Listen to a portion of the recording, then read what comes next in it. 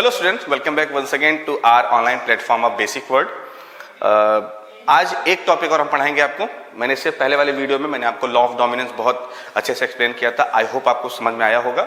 अगर आपको वो वीडियोस में कोई प्रॉब्लम होता है, कोई डाउट होता है तो एक काम और करिएगा, कमेंट बॉक्स में हमें जरूर बताइएगा कि उसमें क्या आपको डाउट हो रहा है और उससे हम आपको क्लियर कर देंगे। ठीक है, आइए अब हम आपको दूसरा लॉ पढ़ाएंगे जिसका नाम है लॉ ऑफ सेग्रीगेशन। देखो एक बात बता दें, तुम क्लास 10th में हो या क्लास 12th में और किसी बोर्ड में हो, ठीक है, तुम क्लास 10th और 12th के किसी बोर्ड में हो, क्योंकि 10th और 12th का जो सिलेबस है ना वो एक्सटेंडेड फॉर्म में 12th में आ जाता है। ठीक है ना, मतलब ऐसे कह सकते हैं कि ना कि 12th का सिलेबस है उसका 30% आपको 10th में पढ़ाया जाता है।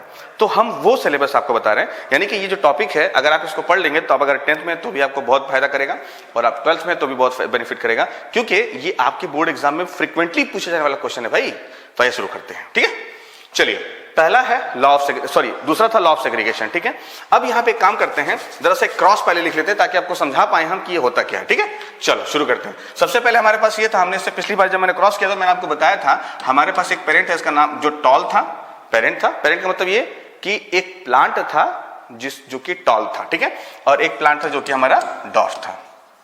ठीक है, अब इन दोनों के बीच में इसका एलील जब हमने निकाला तो एलील हमको समझ में आया कि भाई साहब इसका एलील तो कैपिटल टी होगा, इसका क्या स्मॉल टी होगा। हमने आपको फिर उस टाइम बताया था कि ये क्रॉस होगा, तो क्रॉस करने से पहले देखो हम सीधे तुमको बताते हैं मुद्दे की बात। यहां से दो गैमीट बनेंगे कैपिटल टी वाले, ठीक है, इसके दो भी एलील बनेंगे, ठीक है ना, दो एलील बनेंगे और इनको उठा के हम किनारे रख देते हैं यहाँ पे स्क्वायर में। और पिनिट स्क्वायर में जो हमने रखा था तो आपने देखा था कि यहाँ पे कैपिटल टी था और यहाँ पे स्मॉल टी था। भाई ये वाला यहाँ आ गया था दोनों और ये वाला दोनों ऊपर चला गया था और यहाँ पे हमने क्रॉस करके स्मॉल टी कैपिटल टी रख दिया था यहाँ पे से, कैपिटल टी स्मॉल टी और कैपिटल टी स्मॉल टी। ठीक है, इतना समझ में आ रहा होगा ना भाई साहब, पक्का ना। चलो देखो यहाँ पे रेशियो मैंने जो बताया था आपको पी आर, वो मैंने बताया था 4:0 और जो जी आर था भाई साहब वो क्या था 4:0। ध्यान से देखना हमारी बात, ये जो टोटल प्रोसेस था, ये पूरा जो प्रोसेस था हमारा, ये हमारा F1 जनरेशन का था। किसका था? F1। कभी कभी पूछा जाएगा आपसे कि हम इसे F1 क्यों कहते हैं, तो कमेंट बॉक्स में जरूर बताइए कि इसे F1 क्यों कहते हैं। अगर नहीं आएगा तो फिर हम आपको अगले वीडियो में से क्लियर करेंगे। ठीक है, चलिए तो अब हमें ये समझ में आ गया कि भाई साहब हमको जो मिला था F1 में वो हमारा था क्या, कैपिटल टी और स्मॉल टी। चलिए हम बाकी सब चीजें भूल जाते हैं, सिर्फ इसको याद कर लेते हैं कि हमारे पास कैपिटल टी स्मॉल टी हमको मिला था। ठीक है, याद रखना, पक्का याद रखना, तो बहुत मार मारेंगे। देखो उधर, अब यहाँ पे देखो कैपिटल टी स्मॉल टी हमारे पास था। एक चीज तुम गौर करोगे, ध्यान से सुनना कि यहाँ पे क्या होगा, कैपिटल टी की फिर से क्रॉस कराएंगे हम कैपिटल टी स्मॉल टी से। अब जैसे एक चीज तुम अगर समझोगे तुमको समझ में आएगा, मैंने बताया था कि जब हमारे पास पेरेंट होते हैं तो पेरेंट हमने ऊपर रखा था कैपिटल टी और स्मॉल टी। देखो अगर एलील सेम टाइप के हैं, एलील अगर सेम टाइप के हैं तो इनको हम कहते हैं प्योर एलील, प्योर पेरेंट। ठीक है ना, और एलील अगर सेम टाइम के तो उसे कहते हैं हम प्योर पेरेंट, और एलील अगर सेम टाइप के नहीं है, सेम टाइम का मतलब क्या, कैपिटल टी के साथ कैपिटल टी और स्मॉल टी के साथ स्मॉल टी। लेकिन अगर कैपिटल टी के साथ स्मॉल टी आया है और फिर कैपिटल टी के साथ स्मॉल टी आया है तो पेरेंट तो है लेकिन ये प्योर नहीं है, ये जो है ये हाइब्रिड है। क्या है ये? हाइब्रिड है। तो लॉ ऑफ डोमिनेंस एप्लीकेबल कहां होता है भाई साहब? सबसे पहली कंडीशन हाइब्रिड में। हालांकि प्योर में भी होगा लेकिन वो मैं आपको बताऊं तो आप समझ नहीं पाएंगे, इसलिए आप इसको समझिए ज्यादा आसानी से। ठीक है भाई, किसी चीज को आसानी से समझना ज्यादा बेहतर है ना, compare to making them more difficult. ठीक है, चलो जी देखो इधर, तो अब क्या होगा, यहाँ पे हमारे पास जो पेरेंट मिले हैं वो कैपिटल टी स्मॉल टी वाले हैं। ठीक है, तो अब मैंने आपको बताया कि उस टाइम पे कि गैमीट बनेगा, तो गैमीट दो बना लेते हैं, एक गैमीट दो गैमीट, इसके भी दो बनेंगे भाई साहब, एक गैमीट दो गैमीट। ठीक है, अब देखो यहाँ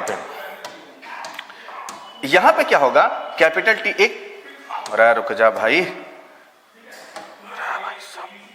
थोड़ा सा, ये मशीन नहीं है, अभी नया नया हम लोग सीखे हैं भाई, तो मिस्टेक हो जाता है कभी कभी। ठीक है, हाँ जी, चलिए तो यहाँ पे क्या होगा कि यहाँ पे हमारे पास एक कैपिटल टी ये वाला आएगा और ये स्मॉल टी आएगा।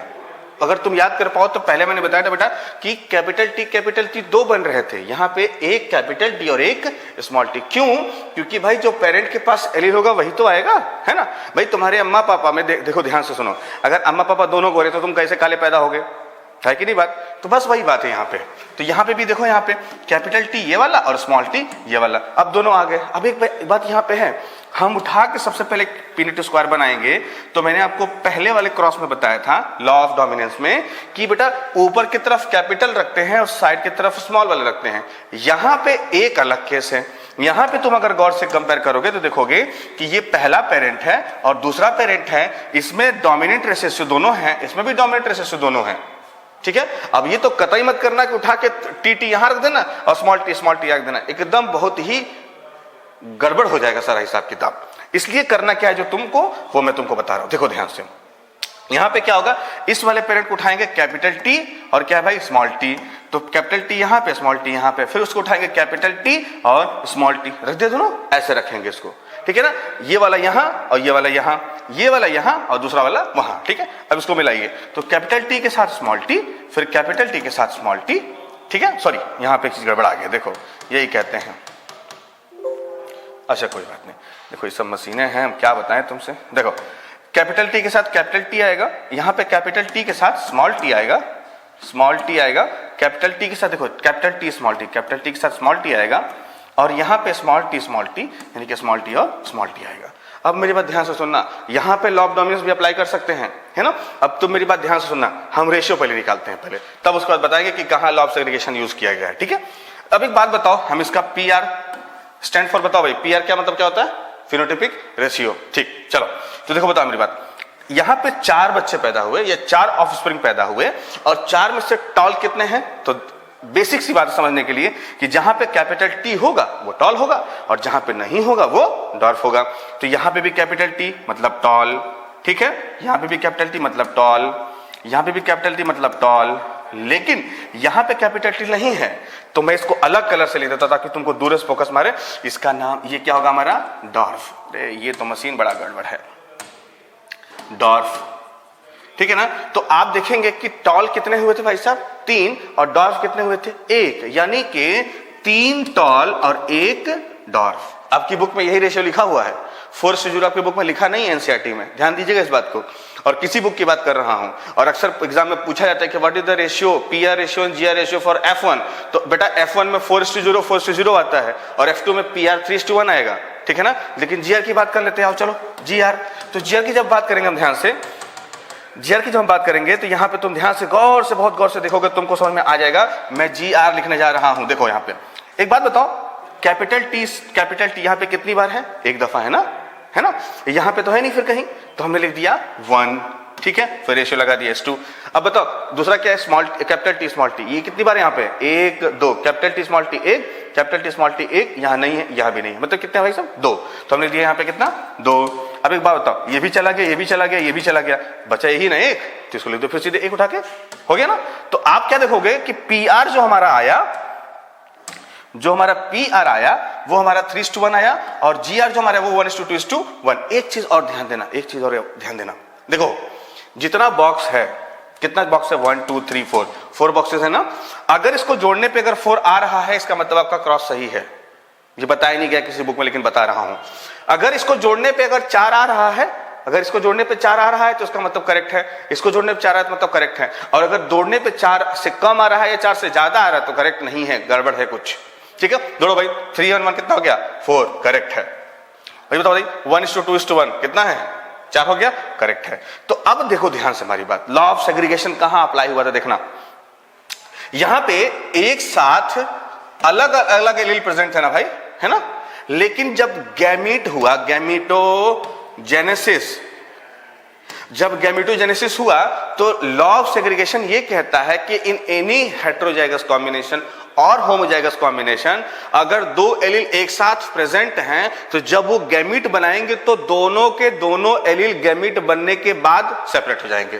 कैसे, देखो इधर यहां पे क्या है, T capital T small T एक साथ प्रेजेंट हैं, लेकिन गैमीट बना तो ये इससे अलग हुआ, ये इससे अलग होगा। देखो भाई ये अलग आ गया और ये अलग आ गया, बोलो भाई आया कि नहीं आया। यहां पे भी देखो, यहां पे कैपिटल टी के साथ स्मॉल टी था तो कैपिटल टी अलग हो गया, स्मॉल टी अलग हो गया। मतलब ये है कि अगर एक कॉम्बिनेशन में अगर 2 एलील एक साथ प्रेजेंट है, 3 प्रेजेंट है, भाई 4 कर लो, 5 6 जितना मर्द कर लो, लेकिन अगर एक साथ अगर प्रेजेंट है और क्या बना रहे हैं, अगर किस प्रोसेस के थ्रू जा रहे हैं, गैमेटोजेनेसिस, अगर वो गैमिट बना रहे हैं, अगर वो गैमिट के प्रोसेस के बनाने के प्रोसेस में घुसे हैं, तो घुसने के टाइम पे क्या होगा कि ये सेपरेट हो जाएंगे, और इसी को कहते हैं लॉ ऑफ सेग्रीगेशन या लॉ ऑफ सेपरेशन भी कहते हैं इसको, ठीक है ना। तो इसको हम ऐसे डिफाइन कर सकते हैं, इसको हम मिटा दें जरा सा, वीडियो पॉज करके आप लोग नोट कर लीजिएगा, और उसके बाद हम इसका डेफिनेशन आपके लिए लिख दे रहे हैं, ठीक है। देखिए इसका डेफिनेशन बनेगा कि इसका बहुत अच्छा सा डेफिनेशन बनेगा, और वो ये बनेगा कि इन एनी कॉम्बिनेशन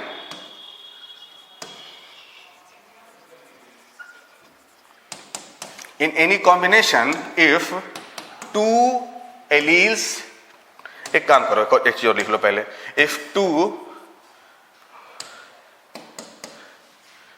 और मोर, रुक जा भाई, और मोर एलील्स आर प्रेजेंट टुगेदर, ठीक है, तो दे विल सेपरेट